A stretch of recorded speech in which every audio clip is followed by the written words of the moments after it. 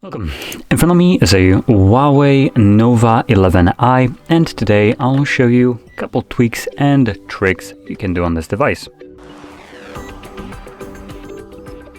So, let's just get straight into it. We're going to open up our settings, and from here we're going to begin by going into the home screen and wallpaper. And here we'll find home screen style, which will allow you to choose from the two different ones.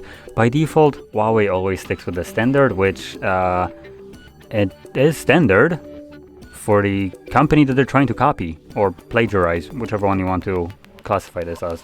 So their standard, which is not standard for Android, is basically all the apps smack in the middle of your home screen. Now the one that would be standard for Android would be this one, which is the drawer. When enabled, it does need to refresh everything, and from there it will remove a bunch of applications from the second page, and now you can find all your applications alphabetically organized by just swiping up, like so. And as you can see, there they all are. We also have suggested tab, which shows up some relatively frequently used applications, and you can also quickly just gain most of the apps by swiping down here on this letter bar or whatever you want to call it. And as you can see, it does kind of jiggle the app that falls as a first app of that letter if you have multiple. Anyway, let's move over to the next one, which will be what Huawei calls super device. Now it's kind of a stuck up name, but nothing really super about it. It's a fairly, I would say, normal feature. It is useful if you have multiple Huawei devices. So if you have things like buds, laptops, tablets from them, all that kind of stuff, it will add up to actually provide you with a better user experience. So right here you can see it shows me, and oops, cancel. Let's go back. Come on, back. So it shows that the Huawei Nova 11i, this device, is not logged in. But once it's logged in, I can then have support for cross-device clipboard. So if I type something in and select copy, I can paste whatever I have copied on a different device, like a, for instance, laptop, or vice versa. I can copy some kind of link on a laptop and then just have it pastable on this device, which is pretty a nice option. And obviously it will also do some weird connecting with different devices like the buds and stuff like that. So like I said, it is a fairly useful feature. It's going to be completely useless if this is your only Huawei device. So anyway, let's move over to the next thing, which will be the dark mode, which you can find under the display and brightness. Here we have dark mode, and we have two options: either enable all day, which is just as a toggle for dark mode, you can turn it on or off, or you have the schedule mode, which allows you to select it so it turns on and off at a provided time. So here it will turn on dark mode at 10 p.m. and it will run till 7 a.m., at which point it will switch back to light mode. And with this kind of option or setup, you basically have your dark mode during the night time, which arguably that would be the better time to have it. And during the daytime, when it's, for instance, sunny outside, you can see your display in light mode, which I would argue that light mode is clear to see when it's super bright outside. So pretty good option. Moving on to the next thing, it's going to be the screen refresh rate, which is also under the display and the brightness. So we can just scroll down, and here we'll have a couple different options. So we have the dynamic, we have high, and we have standard. Now I was actually hoping that this device says 120, but whatever.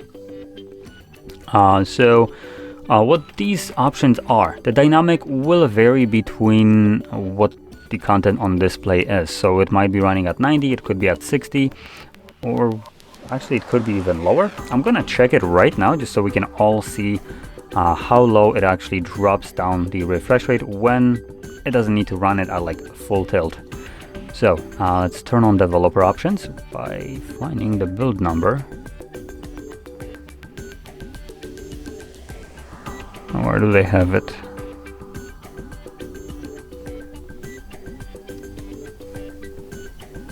I guess I'm just gonna start tapping on different things, hoping that it finally enables it. No. There we go. So software version for some reason. Anyway, now we can find our developer options right here. And what I'm trying to enable is the frame rate to be displayed on our screen. So let's see if I can quickly find it.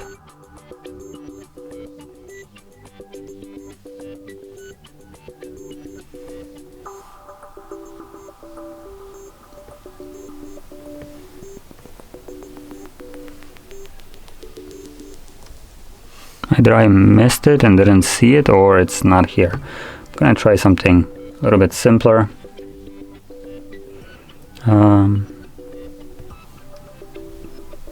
Nope. So it looks like we don't have refresh rate in here. Let's try again. So I'm gonna just scan through this once more, and if I don't find it, I'm just gonna move further. Typically you would have a refresh rate, but I don't actually see it here.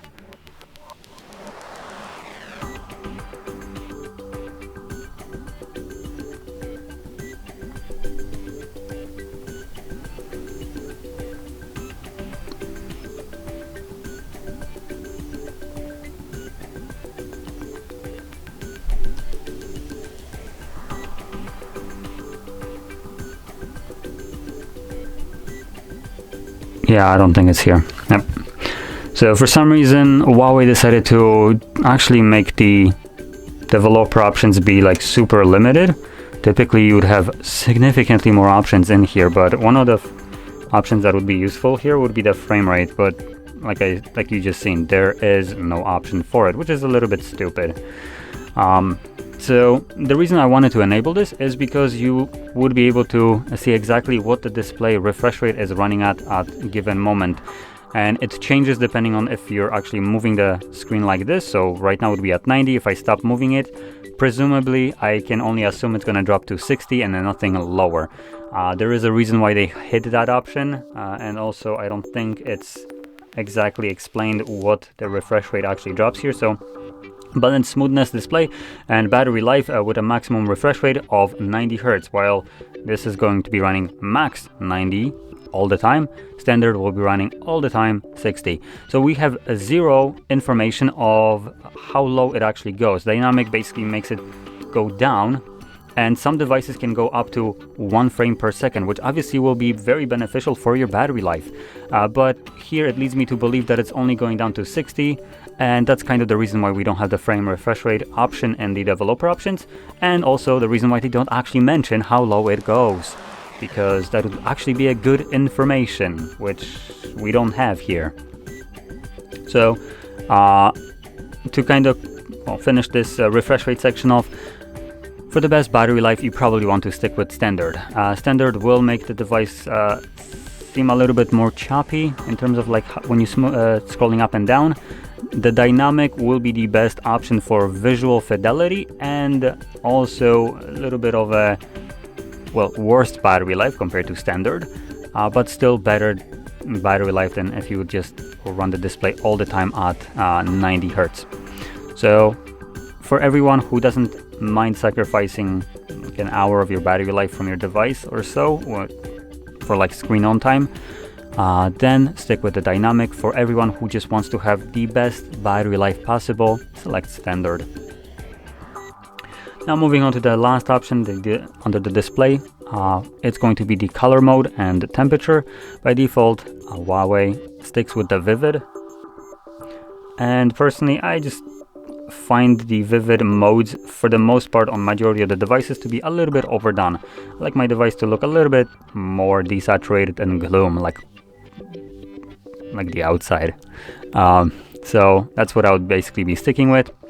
And obviously this option is just completely up to preference. I find it that the mode right here, not the vivid one, just it's a little bit less strenuous to the eye, which obviously will help you with like long-term using the device. So if you're like continuously using it, your eyes won't be, at least for me, won't be getting as strained as they do in the vivid mode, where the harsh blue light, the like super saturated colors are a little bit too saturated for me.